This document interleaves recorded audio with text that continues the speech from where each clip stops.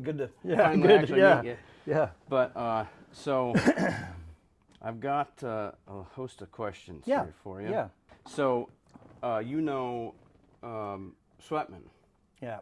and one day I was talking to him about this, Yeah. you know, about the ministry and everything, and how we're going to have a conference and how I need a keynote speaker. And he said, well, I know somebody. He sent me your info, and so long story short, this is where we're at. Yeah. But he sent me your bio. Yep. And so I pulled a couple of things off of it, and so you can Yeah. correct the story or elaborate. But you have a pretty impressive resume. Thank you. Right? You've got a Legion of Merit, which is a tough thing to get. You've got 400 plus jumps, and you got a lot of time in combat. Mm-hmm. And you wound down your career as a command chief in one of the most prestigious units in the military. Yeah. What's going through your mind when you finally wrapped it up and you took your stripes off? I was a lot of anxiety as a command chief, as a professional person, especially when you get to that position. You have to kind of hold everything together, and I had become callous almost to feelings. You know, having so many teammates, too many teammates, losing teammates, seeing guys get injured, being in combat, it affected me. So I had this protection of the uniform. So getting towards the end and taking the uniform off, all that stuff started coming out actually, that more than I thought it would. So going through my mind, one time I remember driving home, it was getting close, and I don't drink much, but I stopped and got a 6-pack of beer, and I went into the house, and I'm like, I'm going to go down to the water here and just sit down here, because I'm just trying to like wrap my head around everything that is going on. And I went down there and just kind of like trying to get at ease with the situation, knowing that, you know, you do something for over 30 years, 15 deployments, all the time with the teams and everything. It was just all coming to a abrupt halt, like a parachute jump, you know. Yeah. And the realization of it. I was overwhelmed with it more than anyone knew, because my wife was like, you know, I'm holding it all together like we do. We hold it all together. We push everything down in a little box and we seal it up, and we don't let anything come out. I was having some problems. It was the start really of, I had some significant issues after I retired for a while. The transition But period. it was transition period, yes, sir. But I didn't realize that I had to, I had to maintain that persona as a command chief. You know, when things are going wrong, you're the one that's like, okay, here's what we're going to do, and not show emotions and just move out. Well, your mind starts to almost take control and put you at a place to where you no longer have any feelings. You become callous towards feelings. Like someone gets hurt that you know, and your mind automatically shuts that pain off. You don't feel it. I was at that place to where if you know, I could have somebody close to me that passed away, and my mind would not let me feel it. Yeah. And so I was in a bad place. I mean, I was honored with the retirement. It was amazing. You know, a lot of people came out, and I mean, it was a good end to my career. You know, but and it was good for the family. But it was rough. A lot of anxiety, a lot of praying. A lot of people get out of the military and it's a sigh of relief, and then there's some others that get out and it's so bittersweet that it's and so abrupt to somebody who still wants to keep operating. It's tough. That you meant, you know, keep operating is the tough thing, because even when I was a command chief and I would go over and I wasn't going out and doing the mission like I wanted to, when the guys were kitting up and stuff, I felt guilty that I wasn't going out with them. You know, I would be in the Joint Operations Center and the JOC, and they're all kitting up, putting their stuff on, and I'm like, I just felt like, man, I should be going out with you. Yeah. Because you never lose that mindset. Yeah, you keep that mindset, even though physically you probably can't do it anymore. I say probably, I know I couldn't do it anymore. I might be able to fake it for a couple of days, but but so the operator's always in you. The operator's always there. That's the thing you have to deal with, especially on the outside. So you mentioned you have 15 deployments. How much time is that over? How much cumulative time do you have deployed? You know, we tried to add that up, because my wing commander, when he did my retirement, really good friend, General Davidson, 3-star general right now, or 2-star general. But he added it up, and he said 10 years of my time was spent, not all on combat deployments and stuff, but 10 years of my time of the 30 years was spent away from the family. So a third of your so it's a lot when when you put it all together. Now those 15 deployments, not all of them were long deployments. Some of them, especially when I became a command chief, some of them were just popping over into theater and making the rounds to see the guys and stuff. So I count those because I was in theater and I was doing stuff, but they were short periods of time. But I had some long ones. We didn't do the deployments that the Army did, the 6 months or a year. Most of ours were short periods of time, 90 days or 120 days, because you can't maintain that intensity and situational awareness for too long before your body just starts to wear down. Yeah, same with the Ranger bats. They don't go for a long time. Same thing. It's hot and heavy. I had some Ranger guys with me. I had when I was. We were running the CSAR, of course, and they would send the Ranger SAR teams with us, and so really young guys hanging out with us for a while. They're pretty cool. And they're all about it too. Yeah, they're all about it. Of course, they came for one thing. That's right. And then 3rd Bat, I jumped in with 3rd Bat, which I did a bunch of stuff with 3rd Bat when I was the combat jump, but also in training, I was the lead guy for all the airfield seizures. So I was the lead ST guy. So when we go do any airfield with the Ranger Bats, 1, 2, and 3, I was the lead guy for the planning and stuff, so did that a lot. So you've got 3 combat jumps. Right. Tell me what was going through your head on the first combat jump.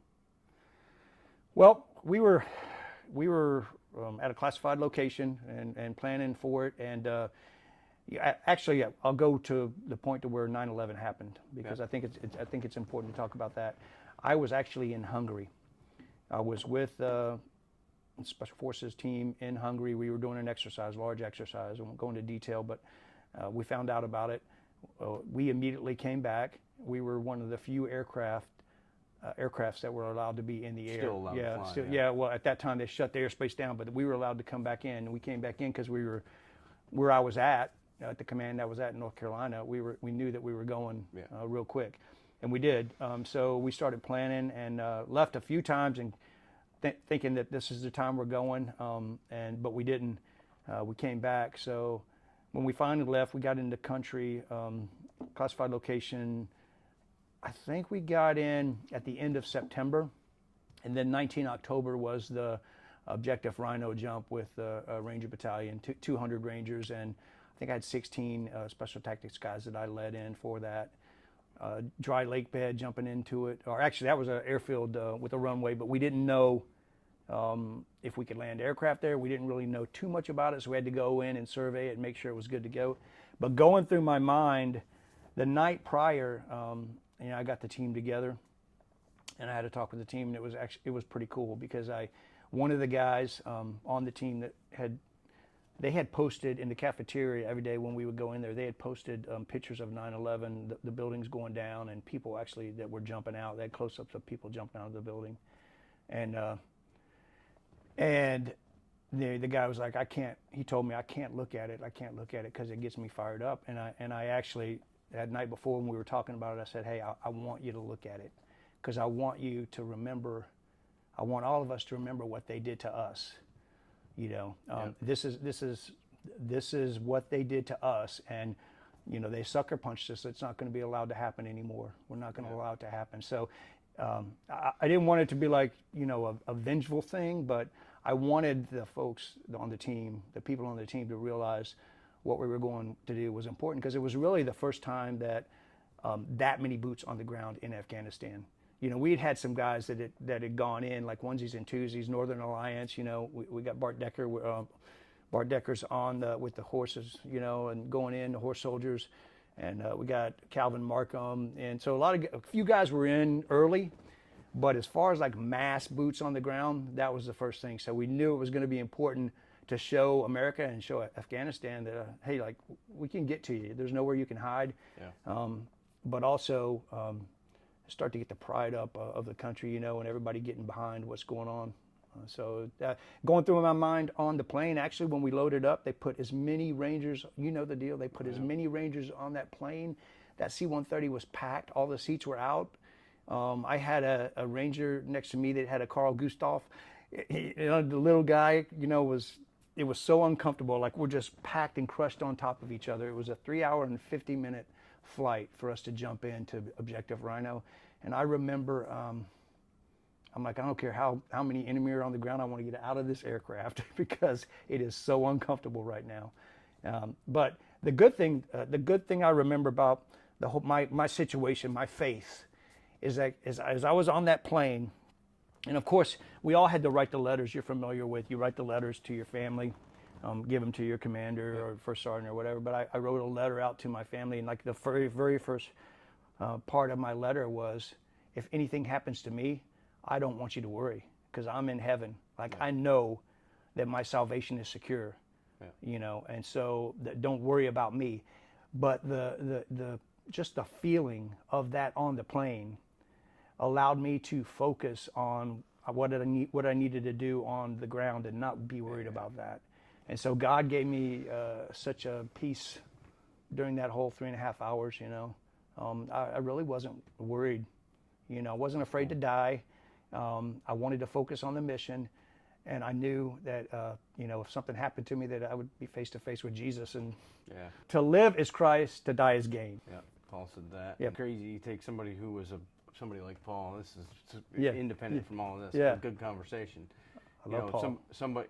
Yeah. If there was one person I would want to meet, it would be Paul. Jesus and then Paul. Yep. I mean, we're going to meet Jesus. Yeah. But Paul, somebody who was persecuted for a living. I mean, enjoyed it. Yeah. Enjoyed it. And then had this encounter. Yeah. That so radically changed him that he was willing to die in a prison cell. Yeah. Serving. And just really wild. No, I mean, I liked studying about Paul, reading about Paul, all of the disciples, Paul especially though. But the fact, like, that's how I tell people, you know, Jesus, why would they fake that? Yeah. It didn't do anything for them. Yeah. They were killed, they were beaten, all these things that happened to them. Why would they fake that? I mean, if it was really all made up, they would have said, "Hey, I'm done," you know. Yeah. So there's a study called the Cold Case Christianity. I read the book. Yeah, it's great. I mean, even him, the guy that was an atheist who went through that study said, you know, if somebody had witnessed a brutal scene of something, they'll still defer to the truth before you kill them. Absolutely, So they never changed their story all the way up to and including death. Yeah, David Wallace, I think, or Wallace is they wrote that book. Yeah. So what's your scariest moment on a deployment? Let's see. Well, I tell you, I mean, we had some, you know, some troops in contact and some ambushes and stuff that happened. We lost a guy early on in Afghanistan. One of the SF guys got shot, sucking chest wound, and so that was scary. All that going down. Thought we were, you know, just couldn't be touched before that happened, and then we realized we are vulnerable. But probably the worst moment or the scariest moment for me was when Scott Sather was killed, and that was not Afghanistan, that was in Iraq. Scott and I were real close, and you know, I was his team sergeant, and I had actually, before he went out, it was during the time of, you know, the Jessica Lynch rescue and all that stuff was going on. Scott was a part of that. He was with the Rangers, and so I was the team sergeant. He went and got a bunch of NVGs that they were supposed to go to our guys, and he gave them to the Rangers without talking to me, and I chewed them out bad, chewed them out. And so usually one of the things that we always do is we got a colonel, retired colonel, but he was big about praying before we all go out and kind of hugging each other, embracing each other and stuff. And so Scott and I we were mad at each other. So when he got in the vehicle to go out with the Rangers, the Humvee, kind of just like, you know, we were still mad at each other. It was a one-way conversation. It was me doing the talking and him listening.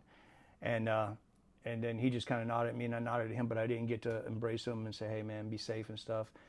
So then he was killed, but I was on the radio with him when he was killed. I was sitting in the jock, and I was talking to him, and he was talking about somebody was lighting up their position. I won't get into all the details of what was going on there, but I felt like I could have stopped it from happening. Yeah. I felt like I was tired. I'd been working 16, 18-hour days like we do, and trying to make sure that everything's running right. And I was talking to him, and then he wasn't there anymore. Like, he was gone. And that was the scariest moment, because I had now this guilt that I maybe could have prevented that from happening. Yeah. I carried that guilt. I didn't tell anybody. I didn't tell my wife, didn't tell anybody. It ate me up. It ate me up. And, you know, I got some help. I got a therapist that helped me. But the biggest thing that helped me was his roommate, great guy, PJ, name is Mike Atkins. Mike, big, strong, Harley riding, rough guy, right? But one day he called me up. This was many years ago. He called me up and he said, hey, Bruce, I'm in town, man. It was a Wednesday night. He's like, I'm in town. I want to come see you, man. I've only got one night. And I'm like, oh, man, I got youth tonight. I'm leading youth because our youth pastor quit and we're looking for another one. And Mike said, it was all on text. It wasn't talking. You know, it was texting. Mike said, can I go to church with you? And I'm like, I'm going to go lead youth, you know. And I'm thinking about Mike Atkins, as rough as he is and stuff. I'm like, And I paused, and he made fun of me for pausing. But I'm like, of course you can go to church with me. Meet me out there. And he met me out there in the church parking lot. We went in. He got along with the kids, man. It was great. He played the guitar. He sung. He talked to the pastor. I'm like, who is this guy? And then we went out to eat after that. Probably about 2 hours we talked. He talked about things going on in his life and, you know, saved and focused on kingdom work. But we got to talking about Scott, and I told him the situation, and he was really good about, you know, telling me, hey, man, you got to let that go and stuff. But then he wrote me a letter after that, sent it to me, and specifically the words that he put on that letter, you know, like, hey, I know Scott. I was his roommate. We were best friends. He would not want you to be like this. Like, he would want you to drive on. It happened, you know, for whatever reason it happened. You can you know, drown yourself in guilt for the rest of your life, but Scott wouldn't want you to be like that. Yeah. It was very, very helpful. Now I still have moments that I go back to that because we all think about things like that. But my therapist also, I had a really good therapist for almost a year. People say, hey, you know, I don't want to talk about all that stuff. It took a while for me to be able to talk to her. The good thing is, I don't think when we started she was a Christian, and I think by the end she was a Christian. Wild how God works. But yeah, but also she had me write a letter to Scott and read it to her, and that was very helpful too. I thought it was dumb. That was a stupid thing to do, but I couldn't get through the letter. I cried writing it, and I cried reading it, but it was helpful. Yeah. You know, God was just working on me, taking me through that difficult time, and it was a difficult time for my family too, because I was a grumpiness. I was grumpy. I was angry, you know, acting mad about silly things, little things that shouldn't bother you. I was getting angry about them and stuff, and so something had to happen. So when I got out, I opened that box up a little bit because I no longer had to protect it and hold it in because I didn't have the uniform on, and allowing myself to open up the box a little bit.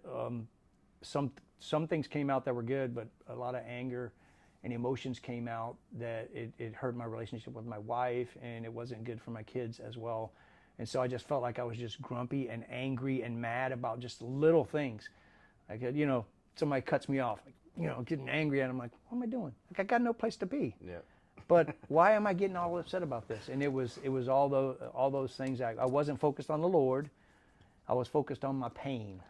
And so that's what our active duty guys and gals have going on right now. They have some kryptonite, some habitual sin or something that's pulling them away from focusing on the amazing feeling of having a closeness with the Holy Spirit. There's nothing that compares to it.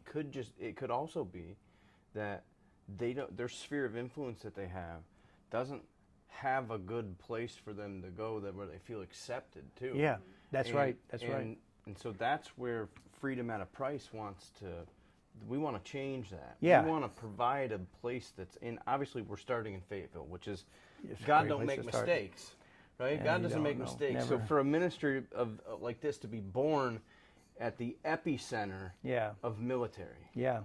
And so if we make it work there, it'll work anywhere. That's right. I had a few mentors. When I was a young airman, I had a navigator. His first name was Jim. I can't remember his last name. I was Pope Air Force Base, and he. I got into some trouble. Got my arm broken by a bunch of guys. Got into a fight, and a baseball bat broke my arm. And so I was like, man, feeling sorry for myself and trying to get back to where I'm supposed to be. And he came into my life, and another guy, a good friend of mine. We started talking with him and hanging out with him, and he's a strong Christian. I don't know if you know about the Navigators. It's a Christian group. They kind of I've heard. Yeah, they help young active duty people too. But he came to my life and took me rock climbing and just talked to me and was really super cool. And so he helped me. He helped me a lot. He was a mentor. The Marine colonel when I was in Okinawa was the one who turned me on to point man. And we met, like we went through the book together, and we would meet, and he would go over the chapter, and he wasn't about pointing the finger at me like, this is what you're doing wrong, this is what you're doing wrong. He was vulnerable too. He wasn't afraid to show that he was struggling with things as well, as we walked through that on how we're supposed to be as a Christian man and holding the family together. So yeah, I mean, I got a few people like that that I look to, and throughout my life, God has placed people in my life that have taught me lessons. Some lessons where I'm like, okay, that's what I don't need to be like, but a lot of mentors strong mentors that were not afraid to show their face. So my next question is, what's the most elite unit that you worked with? Well, I mean, I was at Dam Neck with SEAL Team 6, deployed with them, and I was with CAG. So the most elite units in our military. That was the level that I worked at. That's the level that I did most of my deployments at. Cool. And again, without getting into too much detail, but yeah. Like the there's books out there and stuff. Being at the 24th Special Tactics Squadron back then, that's who we worked with. Yeah, a lot of people poke fun at the Air Force, and we get on the bandwagon with them sometimes. Yeah. They'd be like, "Oh, you were in the Chair Force," and I was in the Chair Force. And, yeah.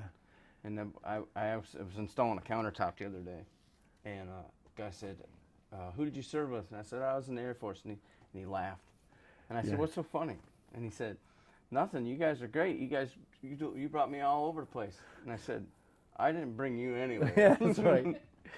It's funny. I went up to Dam Neck, and I was with the SEALs up there, and we pride ourselves on being. They're not going to look at us and say this guy can't hang with us physically, and then knowing your job. So the first thing when you're with an elite unit like that is you're graded on your ability to physically hang with them, stay with them, and that's the first thing. If you can't do that, they don't care how good you are at your job. But then it's your job after that. But the cool thing is they had the FBI. We were on alert, so we go up there and we don't do anything. We hang out with them 13 weeks, just hang out there and in case something happens, and then if it does happen, we leave. So I was up there and we were shooting every day, and they brought the FBI instructor team in to teach us a 2-week course. So we went through shooting course with the FBI and stuff, and at the end they had a little competition. And so me and another CCT guy, they're like, well, these guys aren't going to win, right? It was a pistol competition. It wasn't rifle. It was basically Robert's range, where you move to the center. You're shooting the metal targets down. You move to the center, and actually it was a broomstick that you grab. If you get all your plates down, whoever grabs a broomstick first goes on to the next round. Well, this is some of the best shooters in the world, right? And we start off, and the other Air Force, there were 2 Air Force teams. The PJs were on a team as well together. So one of them had a problem or something, and the SEALs made fun of them. Well, then we were shooting pretty good that day. The guy, Steve and I were shooting pretty good, so we were knocking the plates down, and we were eliminating the SEAL teams, 2-man teams. Then it got down to the final 4, and they were sweating bullets. It was like, this Air Force team cannot beat us. This ain't going to happen. Yeah. And sure enough, we get down to the championship, and we're just nailing them. And I'm on the side where you grab the broomstick, and I hit the last plate, and I grabbed the broomstick, and it was like quiet, like everybody's looking at everybody, and we're just trying to be humble, like, okay, we just beat the best shooters in the world, some of the best shooters in the world. Now, probably a lucky day, 9 out of 10 times they would probably beat us, but we were on that day. But it was pretty interesting. After that, we got some respect, but we also, I remember coming in, and the chief there, he said, hey, great job. Like, you guys smoked it today. You got something to be proud of. And he's like, okay, you guys can go ahead and go on home now. You take the rest of the day off. And then what I heard after that was pretty much what he told his guys was, that will never happen again. Yeah. Like, just showed these guys are good. but they will never beat us again, which is the exact thing I would have said. Yeah, absolutely. But so we pride ourselves in the Air Force. You know, they make fun of the Air Force. I've made fun of the Air Force. Oh, yeah. I can do it. I'm in there. It's okay. So we need to be made fun of sometimes, but there's some elite, as you know, there's some elite folks in the Air Force that do some amazing things. Oh yeah, yeah. There's and they're few and far in between. That's right. Too, so. 2,000 in special tactics. You know, I think we have about 1,500 operators. If you compare that to, you know, the SEALs and SF and the Army, you know, there's no comparison. We're much smaller. TACP is much smaller. You know, than there's certainly levels, tiered levels in the Green Berets too. Absolutely, I mean, and they know it themselves. Otherwise, they wouldn't have CB and A teams. That's right. That's right. That's right. Tell me how your faith has shaped you as an operator in a career that's just so much death and destruction. Yeah, that is a great question. So I guess I should maybe talk about my faith a little bit. Saved at 13. Actually, I went up at 8 years old because I went to church with my grandparents all the time, and I went up there to please my grandpa. He was an amazing man, my papa. He was awesome. I went up there to make him happy. I didn't go up there because I knew the Lord. At 13, I did. I made that decision, but I backslid so bad. I was so far away from the Lord, especially in a career field like special tactics. There's a dark side. You know, you got guys that do some crazy things and push things to the edge. And so I was, if you looked at me, I was a secret agent Christian. Like, you couldn't look at me and say, man, that guy, he's a Christian. Early on in my career, secret agent Christian, walked around. You know, I might say a prayer before I'd eat lunch or something, but you couldn't tell it from my life that I was a Christian. But as I matured and as I became an older operator, I you know, got closer to the Lord. Sort of take that mask off. That's right. Take the mask off, let people see it. And it was amazing that some of the people that would come out of the woodwork and confess that they're Christians as well. When you have somebody, when you have a few people start, you know, it's like the Lord says, when 2 or 3 people are gathered in my name, I will be there also, right? So a few people stepping up and saying, hey, let's talk about Jesus. And then all of a sudden you got more and more people coming out. And I read this book, Weber, I think is the author, called Point Man. Great book, great book. Basically it talks about a man leading, you know, being an example and leading his family. But the forward in it talks about being in Vietnam and being the point man and being out in front, you know, and not being afraid. And the same thing we're supposed to do as Christian men. We're supposed to be out in front. We're not supposed to be afraid because the Lord is taking care of us. But we got to be bold. And the time to cower and stand aside and let things happen, that's not the time. It's not the time to do that anymore. So my faith could continue to grow. I had some problems, you know, even after I got out, I had some things going on that I needed to work through and stuff. But God was always with me. Like, I think back over my career, all the things, you know, all the close calls in combat, all the things that happened to me, God was always with me. He was always taking care of me. So, you know, my faith continued to grow. I remember kind of a dark side. I got a little bit into stuff that I shouldn't have been into, which is basically looking at things on my phone that I shouldn't have been looking at, you know, and guys have a problem with that, you know, and we're afraid to talk about it, like, oh, it's porn, you know, it's bad. But being away from my wife so much, it became easy for me to do that, you know, and so that became kind of like an addiction. And I remember one time I was looking at that stuff, and my wife called me. My phone rang, and I saw it was my wife. And I get on the phone with my wife, and I'm talking to her. Love you, you know, great conversation and stuff. And I hang it up, and I'm like, what am I doing? Like, what am I doing, God? What? Like, and I told God, I'm like, God, you have to take this away from me. Like, I want to give it to you because I have tried. I can't get rid of it. You have to take it away. And he did. Like, I fell on my knees. I started crying like a baby right there on my knees in the hotel room. And I'm like, I'm giving this up. And I did. You know, there's been some slip ups here and there, but I did.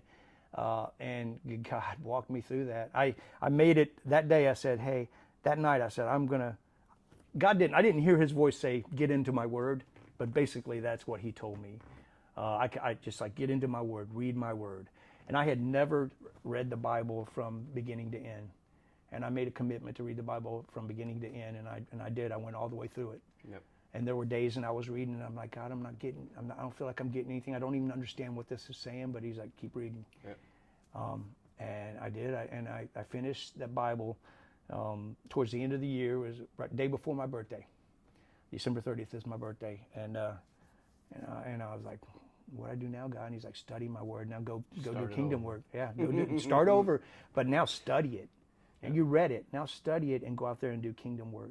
Yeah. So that really was. There's quite a few things in my life that I can point back to that kind of changed me. And now that I look back, it's like walking through all the danger, but you see that God was always with you. But He was also taking me through that so I could get to where I am today, which I'm a sinner and do not deserve to be saved, except for the grace of God. However, He took me through those times so He could use me to help somebody else, just like He's doing it with you as well. Yeah. And so He allows us to go through those things, not because He wants to see us in pain because He loves us, but because He wants us to grow and become closer to Him. You know, in our weakness, He is strong. Yep. So one of the purposes of this ministry is to have a group of dudes in a city who ain't scared to share Christ. Yeah. Because when you have a team of guys, doesn't matter what they did in the military. Yeah. But they're unashamed about something. They're unashamed about Christ. They and they're gonna invite all their other brethren in. And we talked about it a little bit before, you know, how there's plenty of ministries, plenty of places that open it up to, you know, yeah, we want active duty, we want veterans to come here so we can minister to you, but oh, by the way, we're going to water it down, and I'm not ashamed to say this, but we're going to water it down with a bunch of law enforcement, a bunch of firefighters, a bunch of paramedics. Now, I was a paramedic, but God has tasked us to reach a certain group of people, a sphere of influence for us that is active duty. It's the guard guys, the reserve guys, and the veterans. And the only way that we're gonna get a long tab dude who's off the rails to come in and take anything serious is to let him know that he's around his brothers. Yeah. He's around his sisters. He's around his brothers in arms. And he's around people who understand. Yeah. And he doesn't have to, nobody has to explain to him that they understand what he's going through. That's right. You know what I mean? So I don't need to, I could sit down with some dude and I'll jump back to this countertop install. Yeah. We're 20 minutes into this, and the guy walks past me, and he was a long tab guy. And he said, "What'd you do in the Air Force?" And I said, I was a JTAC, and I was a medic. He said, "Oh, okay." So I didn't even need to say anything to him. Yeah. Just my demeanor and how I operate in what I was doing, which was installing a countertop for him. Yeah. Gave him he wanted to know more. Yeah. Not that he felt like an idiot. Yeah. Because I don't think he did. Because because I'll poke fun at the Air Force. One thing I said. We deserve it sometimes. One thing. Well, and now I'm gonna poke. I poke hard at the Marines. I make the joke sometimes that when we go see the various recruiters, I say the reason why I joined the Air Force. I was in the Air Force. You want to know why? It's because when I went to the Army recruiter, he told me he could make it happen right now. And then I went to I didn't go to the Navy or the Coast Guard because I wanted to do something cool. Yeah.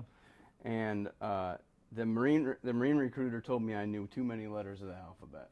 So I was forced with the only decision to make, and that was going to the Air Force. That's funny. And you should see the look on people's faces when I say that. Yeah. You know, if they weren't in the military, they're like, man, he's disrespecting them. But you got that Marine in the back that's just like laughing it up, loving it, because they're called jarheads for a reason. And the folks in the Air Force are well known for being the chair force. You know, they've got cush jobs, cush bases. I mean, we're in Destin, Florida. Yeah. It doesn't get any more cush than that. It is. So, it is. That's the way it is. It's funny, the Marine Corps. So, you know, as a combat controller, we got to go through a bunch of different courses. I went to combat diver with the Army, down at Key West, so got that experience. But I got a chance to go to amphib recon for the Marines up at Fort Story when they had it at Fort Story. I don't think they have it there anymore. But I was an instructor at the Combat Controller School, and we had Marines that were crossing over. That was before MARSOC. They were crossing over, coming into the Air Force to be combat controllers, and their tactics, they were questioning some of the tactics we had. So smart guy said, hey, why don't, who wants to go? And me and another guy said, hey, we'll go. Like, yeah, 10 weeks of playing. Probably not a smart idea to do, but we went there, and so I got to see, inside how they do things, and man, I was like, I do not want to be a part of this. I do not want to.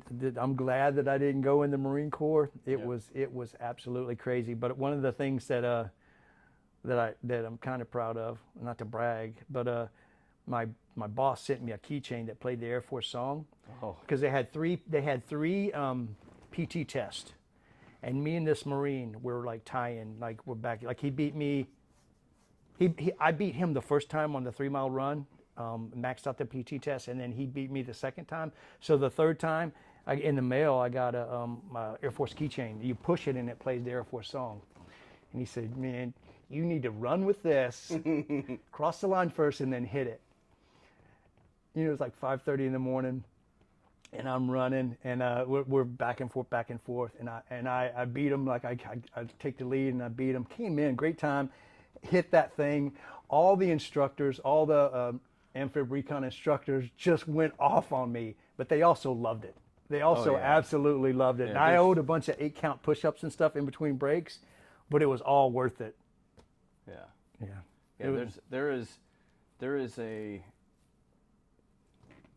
There's a camaraderie that doesn't exist outside of the uniform. Yeah. It's not understood by firefighters. It's not understood by right. paramedics. It's not understood by police officers. Yeah. It's not understood for a handful of reasons. I mean, I'm not the only one that has slept inside of 2 sleeping bags zipped together with 3 people. That's right. I'm not the only one that's done that. Yeah. Other people have done that. Absolutely. Nut to butt is a real thing. It is. To stay warm. It is. And it's hard to relate that to somebody. Yeah, they can't. But I don't need to relate that to you. Yeah. Because we already have that connection. Yeah. And so that's the purpose behind this. I mean, the purpose behind this ministry is obviously to reach people with the gospel of Christ. Yeah. But in order for us to do this, Heather says all the time, she says that in one of the parables, Christ calls us to be shrewd about how we do things. Mm-hmm. And so going out on the corner with a Bible screaming you're going to hell if you don't accept Christ is not shrewd. That's right. Creating a ministry, though, that puts out stuff like this, that tells people you weren't alone in combat, you're not alone now, tell us how we can help you. Yeah. And reminding them that we've got your back. Yeah, absolutely.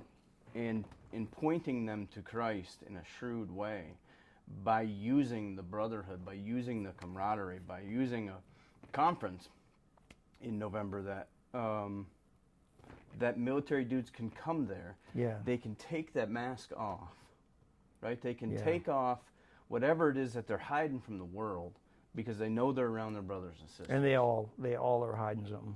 Every one of them. That's and when you talked a little bit about going to church and stuff, and we don't talk about it. Like, pastors don't talk about the things that are going on with our guys, our active duty guys that have, guys and gals who have seen a lot of bad things, and experienced that. And they talk about, like, generally about, great stuff, but it doesn't really necessarily reach the point to where it's going to help the people that you're going after, which that's why I appreciate what you're doing. It's good. Well, like I said, our intent is, it's going to go wherever God takes it. That's wherever God drives us to is where it's going to go. But my sense on just the foundation that He's having us create for this is a sturdy foundation. Our website's going together. Yeah. And it's 5 to 10 times the size of what we were planning. Yeah. You talk about. Just get kind of a little off topic, but So the active duty person who's dealing with all the stuff, that's going on, especially during times of combat, and then trying to hold together the family and trying to hold together a marriage. I mean, my wife was great because she let me do my thing, and didn't. She just raised the kids at a certain point. Like, she was on her own, and I was focused on combat, and it's just the way it had to be. I couldn't take anything else. You couldn't pile anything else on top of me. And so she was great. When we finally got away from that, she sat me down like, okay, now we gotta, like, I need your help. But during that time, I remember a time when my youngest son, I came home one day and rough day, and even when I wasn't in combat, I was watching the guys that were in combat and reading all the sit reps and stuff. So it was a rough day, and I was ready to go. I was getting ready to go, and my wife was like, "Can you help me out?" And I was like, "Mad, I can't. I can't help you." She's like, "Well, can you at least put Sam to bed?" So I go to put Sam to bed, like, he's laying down with me, and I'm thinking I'm focused on what's going on and what I got to do, and he's playing with his little toy, little transformer toy, and I tell him, like, "Sam, put it down. Like, we got to go to sleep. Go to sleep." I'm getting kind of angry at him, and he keeps doing it. He keeps playing with it. So I take my son's toy. He must have been like 3 years old or something, 2 or 3. He was young. I took his toy and I threw it against the wall, and it broke, like, into pieces. And he looked at me like, my face went flush, and I'm like, who am I? Like, who am I? This is my son. Yeah. And the way that he looked at me, it was just like a look of fear and a look of, not that I would ever hurt him, but it was an out-of-body experience. And that was one of those moments in my life where I'm like, I got to get myself together. Like, I can't completely shut my family out, and I can't do this to my kid. And so I took that toy.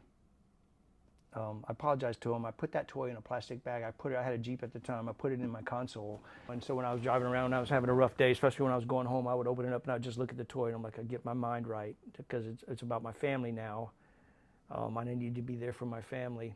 I bought him like 5. I went to the store the next day. I bought him like 5 of those toys. It was for a reason. When I walked in, when I talked to him that night, the next day, I'm like, I got you 5 of these. That will never happen again. Yeah. Like, I was dealing with all kinds of stuff, and I took it out on you, and I should never do that as a dad. Yeah, the thing is, when he's that young, because I'm guilty. Yeah, we all are. Like, the stress. And I mean, the words that we say after we create a display like that, they don't repair the damage that's done. He remembers it. I mean, he remembers it to this day. He was young, and he remembers that moment.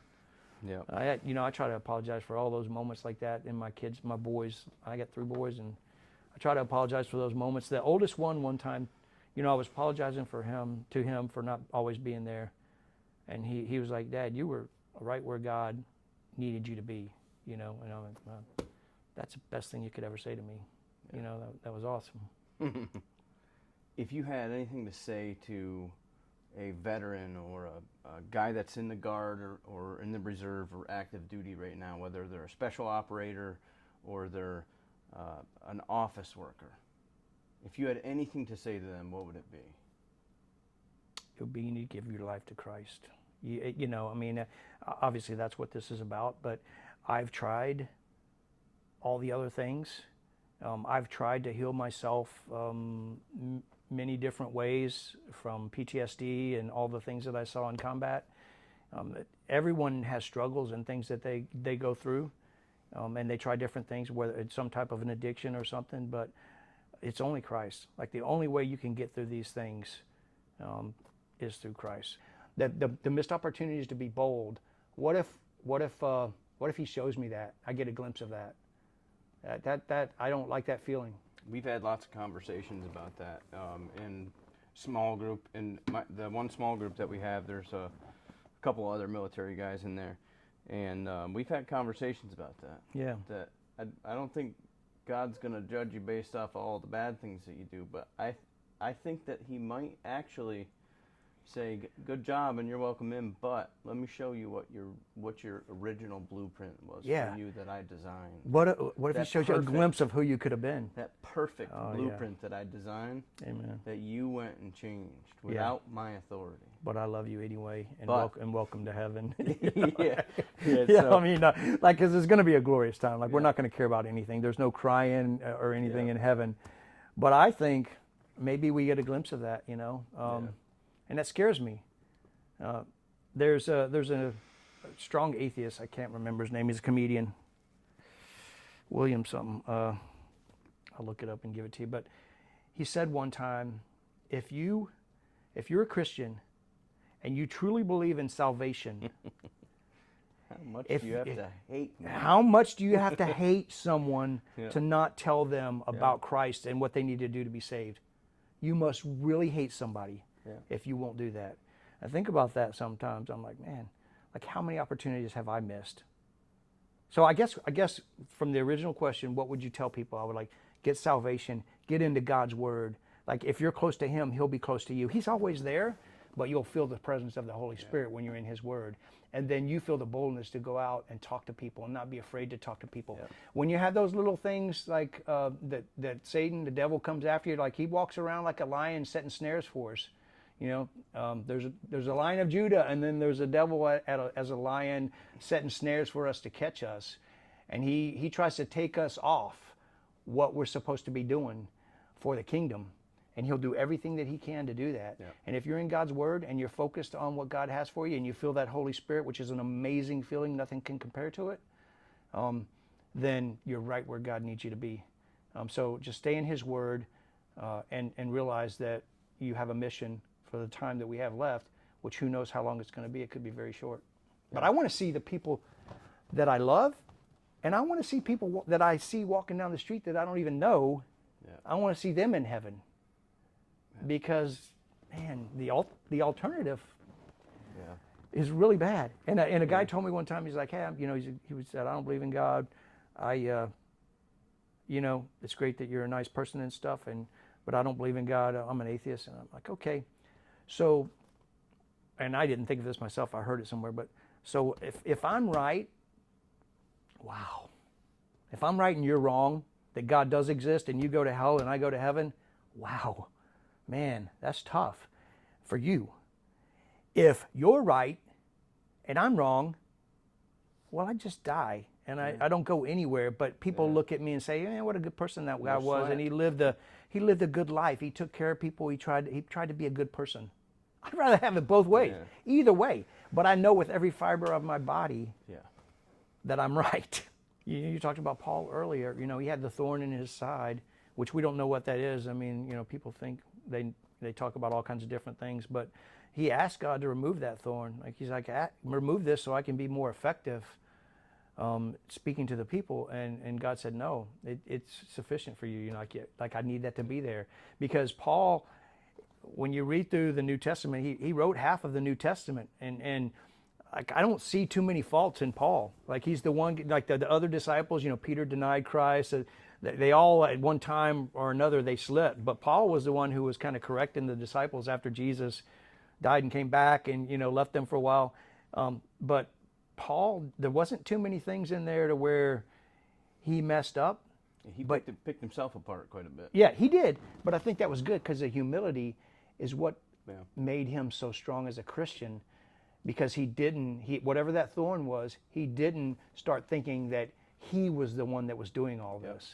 He didn't start saying like, well, this is about me. Because once we get there, like, that's a bad place to be. And unfortunately, it's not hard as a human to get there. When you start getting a little bit of recognition and hey, you're doing good things and people start talking about you, and you start to think like, I'm doing this and it's all about me, and it's never about us. Yep. It's always about Christ. We're very cognizant of that with this ministry, because obviously it wouldn't come together without God having a servant do it. Yeah. And us being that servant. Yeah. That is something you got to be aware of, because these type A personalities that we have, we're very prone to pride. Yeah, yeah. And we're very prone to this. Yeah. And I got like 2 times now. I've already talking about the things that I did. I started bragging a little bit, and I have to check myself. I mean, it's important that we tell my story, I think, but also I got to be careful not to come across as thinking that I'm something that I'm not, because everything that I have, everything that I've been able to do is only because of Christ in my life, and that's it. So the general theme behind this conference is the conference name is called Unchained Warriors, and it's going to focus around breaking chains and becoming free. Yeah. And the only way that we break chains, we don't break chains. The only way those chains are broken is if Christ breaks them for us. And the only way that we stay free is if we remain in Christ. Yeah. Is there anything else that you would want to add to this? I think just maybe we talk about balance in an active duty person's life. We use that term a lot. But you got to have balance in your life. You got to have balance. You got to have family time. You got to have time to yourself. You got to have time to Christ. You got to have, your work time. It's an illusion. Balance is an illusion. It never happens, right? Because balance means that there's even scales for all that, and there's not. There can't be. And so what you need to do is focus. Always focus on Christ. I drew this picture one time at Christ in the center, and then it was a 24-hour clock, and I pied out all of the time, sleeping, eating, studying scripture, working out, spending time with my family. I pied it all out. I was embarrassed. I was embarrassed about how much time I spent really with Christ when He's supposed to be in the center of my life, but also how much time I focused on my family. But I think the thing that I would want to say to the active duty folks is stop worrying about balance and stop being and start being in the moment. Get into God's word, be in the moment, be close with the Lord, and He'll be there with you. Yeah. Be in the moment with your family. Always focused on Christ, always present. Christ and the Holy Spirit's always there, but always be in the moment. When I threw that toy against the wall, I was not in the moment. I was somewhere else. Yep. And so I would say, forget about balance and just be where you're supposed to be as a Christian man or a Christian woman doing kingdom work, and be okay with that, because it's about Him. It's not about us. I guess your talk talks and your walk talks, but your walk talks louder than your talk talks. And that's how I show my faith. You ever read that little tiny book that's it's called Christ in My Heart or something like that? I'll get you a little one. It's a super small book. The Christ Life? It talks about when you invite Christ into your heart. Yeah. And Christ sees you when you're going out with your friends. Yeah. And He says, "Hey, I want to go with you." And you say, "No, this isn't for you, Jesus. You stay here and I'll come back." And imagine what Christ thinks with that. So I mean, I like that. God needs to be, Christ needs to be a part of every single tick mark on that clock on that pie. Yeah. When we get saved, I don't have my keys on me, but when we get saved, the keys to our heart. It's like, here, Jesus, here's the keys to my heart, right? But you take that one little key off, and He's like, what about that one?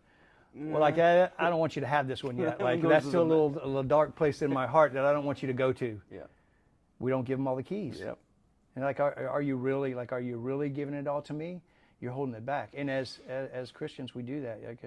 There's a dark place that I don't want you to know about. Well, guess what? He knows about it already. He's there. He knows what's going on. But we tend to hide that stuff, And that's the thing about being a witness, though. Because when you have that little sin, like habitual sin in your life, whatever it is, it's the devil dragging you down so you can't be effective in kingdom work. That's all it is. Because look, when you have that sin going on, and then you think, well, how can I witness to Ben if I am doing this over here? Yeah. How can I be an effective witness? And it's just the devil. Yeah, he's because he already forgave us. Yeah. He already forgave us. His blood is enough. He didn't give like 25% of His blood or 50%. He gave 100% of His blood for us. It was enough. So I'm forgiven for that sin. And when I slip, I still need to be being a witness and you know, talking to people about Christ and salvation. Yeah, well, I sure appreciate you. Yeah, man, it's with fun. us. I mean, I get fired up when we start talking about the Yeah. Lord, man. Yeah, I appreciate you sitting down with us, and we look forward to having you Yeah. in Fayetteville Yeah. in November for this conference that is exciting for me. Yeah. It's so exciting because it's I have a passion that I didn't have before, by the way. Yeah. You wouldn't have caught me sitting in front of cameras like this Yeah. before Christ, would you? No. Well, Not in God a is bazillion amazing. years. No, so. God is amazing. Well, thank Yeah, you man, so absolutely, much. absolutely. Appreciate you. All I'm right, glad you we got can- to do this. Yeah. Probably.